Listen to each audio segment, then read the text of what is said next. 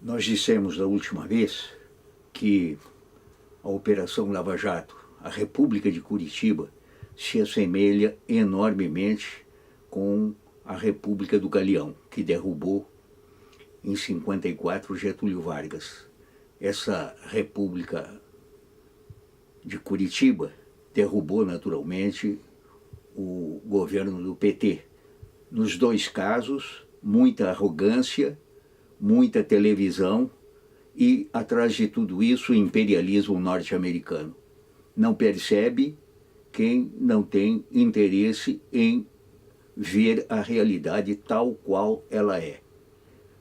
Pois bem, naquela época, 1954, a derrubada do Getúlio foi a segunda derrubada. Ele foi derrubado em 45 pela primeira vez.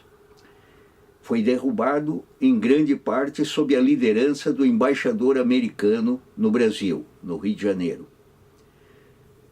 O embaixador teve um papel muito forte em insuflar as Forças Armadas brasileiras para instaurar uma democracia que naturalmente acabou nas mãos do presidente Dutra, que se aliou PSD, UDN, e nessa aliança os interesses americanos foram privilegiados. Por exemplo, todo o setor cambial brasileiro, que era altamente positivo por conta das exportações muito maiores durante a guerra e as importações muito menores, essas moedas estrangeiras foram desperdiçadas por importar badulaques do exterior, plásticos e coisas parecidas, e destruir a indústria brasileira existente, como, por exemplo, a primeira fábrica de alumínio montada em Minas Gerais, que foi destruída por importações de alumínio dos Estados Unidos.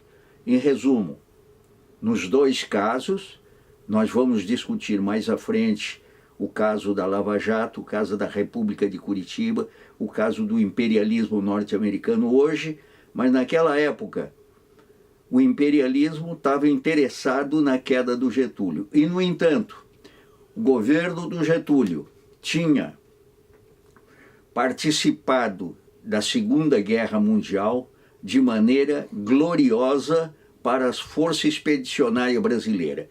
Força Expedicionária Brasileira que até hoje é reconhecida na Itália como gente de altíssima qualidade moral. A Força Aérea Brasileira, igualmente aviadores que desempenharam um papel importante durante a Segunda Guerra.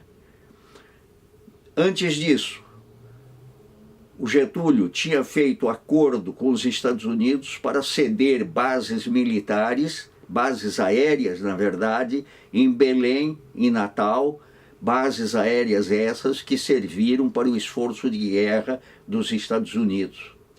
Por consequência, arrancou dos Estados Unidos um financiamento para a implantação da Companhia Siderúrgica Nacional.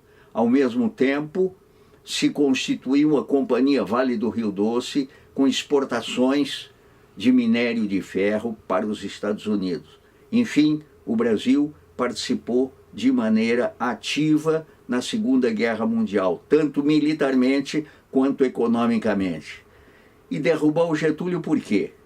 Derrubar o Getúlio para que os interesses americanos predominassem e predominaram durante o governo Dutra.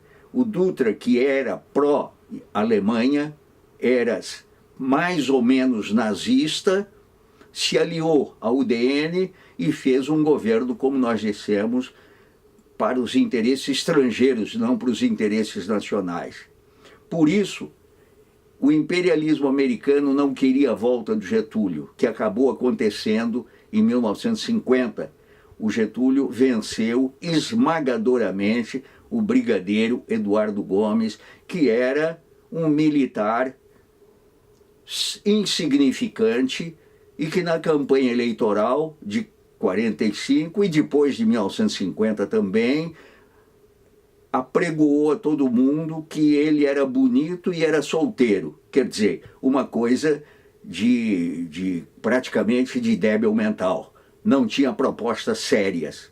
Pois bem, Getúlio volta em 50, implanta o Instituto Nacional de Pesquisas da Amazônia, que até hoje é um instituto da mais alta qualidade, produzindo pesquisas importantes para o conhecimento da Amazônia.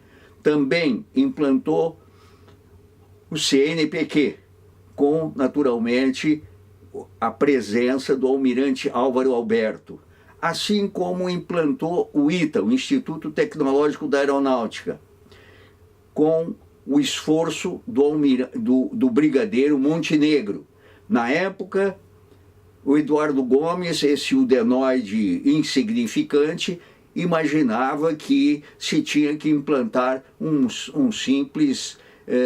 simples oficina de conserto de aviões, quando o ITA acabou sendo uma escola de altíssima qualidade, deu origem, como nós sabemos, à Embraer, e isso foi graças aos militares nacionalistas sobre os quais Getúlio se apoiou, tanto no caso do CNPq, quanto no caso do ITA. Pois bem, acontece que também o Getúlio, além de ter montado a Companhia Siderúrgica Nacional durante o seu primeiro governo, durante a ditadura, Getúlio tratou de criar a Petrobras. Existia o Conselho Nacional do Petróleo com algumas atividades pequenas, mas era o caso de montar a Petrobras, que foi montada em 54 com um grande movimento popular nacionalista contra todos os órgãos de imprensa, o Estado de São Paulo, Globo, Folha, TV Tupi, Grupo Globo, não? Contra todos esses. Esses eram contra a Petrobras. Hoje são a favor do que na Petrobras? São a favor da venda da Petrobras para os interesses estrangeiros.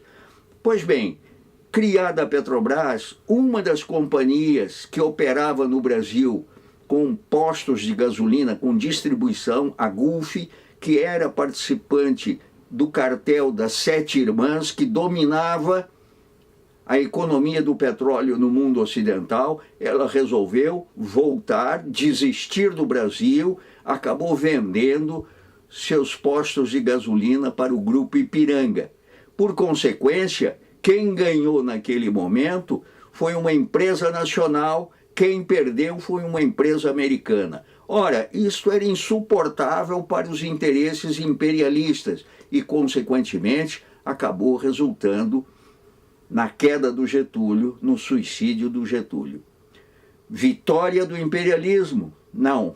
O imperialismo, na verdade, foi derrotado porque a República do Galeão, que não levava em conta que a Força Aérea Brasileira na Itália, que a Força Aérea Brasileira tinha montado o Correio Aéreo Nacional, que a Força Aérea tinha montado o serviço de atendimento às populações nativas do interior e dos índios, em grande parte por esforço do Noel Nuttels, um grande médico de posição claramente nacionalista e de esquerda. Então, essa Força Aérea, que tinha serviços prestados ao Brasil, desempenhou um papel, a República do Galeão, no sentido da derrubada do Getúlio, e eram todos, como nós já dissemos, arrogantes, ignorantes, metidos a salvadores da pátria, quando na verdade não eram mais do que umas figuras insignificantes.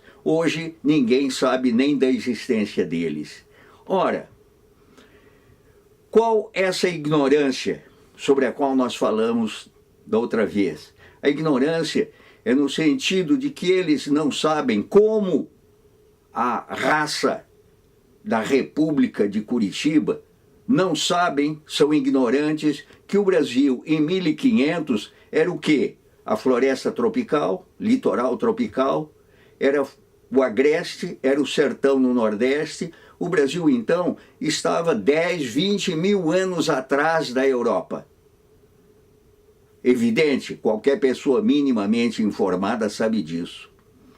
Pois bem, de 1500 para hoje, o Brasil foi dando saltos enormes, e esses saltos foram dados graças à competência dos políticos nacionalistas brasileiros, como, por exemplo, José Bonifácio, que foi, digamos, o grande patriarca da independência do Brasil.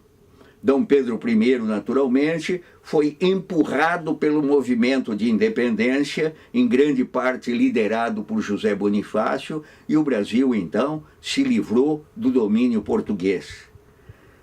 Muito mais tarde, no final do século XIX, o Brasil acabou com a escravidão e instituiu a República. Também, novamente, sem grandes sacrifícios, digamos assim, de mortes, de vítimas, etc, etc. E em 1930, novamente, o Brasil deu um novo salto com a Revolução de 30, que significou a saída da Inglaterra do comando da economia brasileira. Um dos comandos era a Inglaterra, foi colocada para fora e foi substituída pelos Estados Unidos, e o Brasil, de 30 até 80, como nós dissemos, cresceu tanto quanto o Japão, tanto quanto os Estados Unidos, mais do que qualquer país europeu, mais do que Estados Unidos. Ora, como é que se explicam essas coisas? Se explicam pelo fato de que o Brasil não é atrasado, ou se for dizer é atrasado, mas por isso mesmo ele é dinâmico. Ele tem um grande dinamismo, um grande potencial, não só natural, né? E esse dinamismo apareceu com a independência. Portugal foi colocado para correr, então o comércio de exportação e importação passou a ser exercido por comerciantes instalados no Brasil, fossem brasileiros ou estrangeiros. Em 1989, 1988, 89, a escravidão acabou e, evidentemente, tanto no primeiro caso quanto no segundo caso, ocorreram reações. Por exemplo, as tropas portuguesas da Bahia, as tropas portuguesas do Piauí e do Maranhão precisaram ser expulsos. Nos dois casos, foram expulsos por sertanejos, foram expulsos por tropas do sertão. E por isso mesmo, logo depois da independência, se criou um otimismo em torno dos indígenas brasileiros e se criou a ideia do indigenismo brasileiro, que José de Alencar foi um dos intérpretes mais conhecidos. Portanto, o Brasil resolveu o problema. Na verdade, os pessimistas, sejam de esquerda, sejam de direita, os de esquerda, anarquistas, anarcoides, né, dizem, por exemplo, bom, o Brasil teve Portugal dominando, depois teve a Inglaterra dominando, a partir da independência, tem os Estados Unidos dominando a partir de 30, então o Brasil só mudou de dono. Ora, uma grande bobagem, típica de anarcoides que não sabem também grande coisa. Se põem a dizer coisas fora da realidade, coisas que são absolutamente falsas. Quer dizer, com Portugal comandando a colonização, que era a terra brasileira até 1822, Portugal contribuiu sim para o crescimento do Brasil através de vários ciclos econômicos de crescimento. O Brasil, de 1822, da época da independência, já não era mais o Brasil de 1500. Assim como, ao sair, Portugal, substituído pelos comerciantes de exportação e importação, deu lugar, portanto, a um impulso de um comércio brasileiro, de um capital brasileiro, que foi, por exemplo, o caso do Barão de Mauá, um grande empresário da época do Império. Então, Brasil, então, o que é? Uma coisa atrasada, uma coisa insignificante, uma coisa que não tem jeito, uma coisa que precisa de salvadores da pátria? É coisa de criancinha de primeiro ano primário, sejam pessoas de esquerda, sejam pessoas de direita. Pois bem, em 1888-89, fim da escravidão, começo da República. Há igualmente uma resistência da Marinha. E essa resistência acaba sendo vencida e, graças, no caso, a um marechal nacionalista, Floriano Peixoto. E o Brasil segue o seu caminho, novamente voltando a crescer, né? Até que em 1930 nós temos uma nova revolução, a Revolução de 30, com Getúlio Vargas comandando. Antes de 30, havia um pessimismo no Brasil. O Brasil é um país de 3 raças tristes, se dizia na época, e muitos intelectuais desenvolveram essa ideia. 3 raças tristes. Gilberto Freire adotou essa ideia durante um tempo, mas quando esteve nos Estados Unidos, ele ficou impressionado quando um navio escola brasileiro aportou durante o inverno e os marinheiros negros, mulatos, desceram cantando, pulando, alegres, e ele disse, pô, não é possível que se diga, né, que nós somos raças tristes. E começou a repensar o assunto, e em 1930 e tantos, depois da Revolução, ele escreveu uma obra magnífica, Casagrande Senzala, assim como outro grande intelectual, Sérgio Buarque de Holanda, escreveu Raízes do Brasil. Outro grande intelectual, Caio Prado Júnior, escreveu Evolução Política do Brasil. E os três, com posições políticas diferentes, os 3 foram nacionalistas, foram patriotas e foram otimistas a respeito do Brasil. Criou-se um clima de otimismo. Consequentemente, quando o Brasil consegue resolver os seus problemas, o otimismo toma conta do Brasil. Hoje, o pessimismo que existia na República do Galeão é o mesmo pessimismo que a Lava Jato, a República de Curitiba, está explorando. Nós somos ignorantes, nós somos atrasados, nós somos inferiores. Nós temos que aprender com o regime americano, com as escolas americanas. É o que dizem esses ignorantes repetidamente na televisão. Ora, eles são mentirosos, porque o Brasil cresceu nas fases de expansão do comércio externo, exportando mais e mais, como qualquer um de nós sabe. Hoje, o Brasil não vive simplesmente de exportação de café. Hoje, o Brasil exporta uma variedade enorme de produtos. Pois bem, além disso, nas fases depressivas do comércio internacional, quando o comércio internacional entra em depressão, o Brasil substitui importações, como aconteceu de 1930 a 1980. Então o Brasil, que era simples importador, se tornou um país industrial, um país com mecânica pesada, como nós já dissemos, com engenharia pesada de grande porte. O Brasil se tornou um país industrial de alto nível. Assim, pelos cálculos feitos pelas empresas de consultoria, empresas americanas, para 2050, o Brasil, que hoje está em 7º lugar no ranking mundial das potências, o Brasil estará em 5º lugar em 2050. Os Estados Unidos, em equivalência de poder de consumo, já são o 2º lugar e a China é o 1º lugar. E os Estados Unidos serão deslocados para o 3º lugar e o 2º será ocupado pela Índia, assim como o 4º será ocupado pela Indonésia.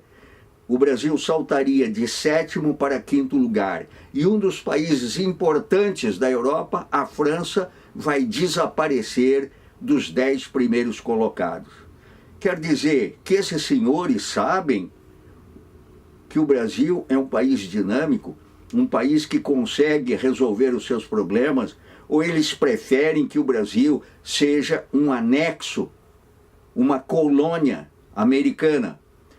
Os Estados Unidos ajudaram o Brasil, como nós dissemos, com a Companhia Siderúrgica Nacional, com a Companhia Vale do Rio Doce, mas a partir de 1980, os Estados Unidos passaram a prejudicar os interesses nacionais.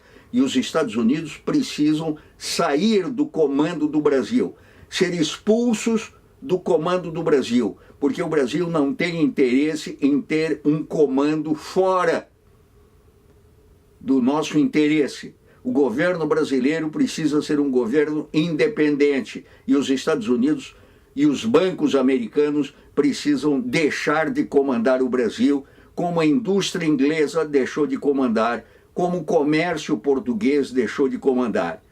Portanto, o que nós temos que enfrentar é a realidade e não a fantasia pessimista, e não a ideia de atraso insuperável, e não a ideia de inferioridade. Nós temos que enfrentar com coragem, como sempre os nacionalistas, os patriotas tiveram e vão continuar a ter.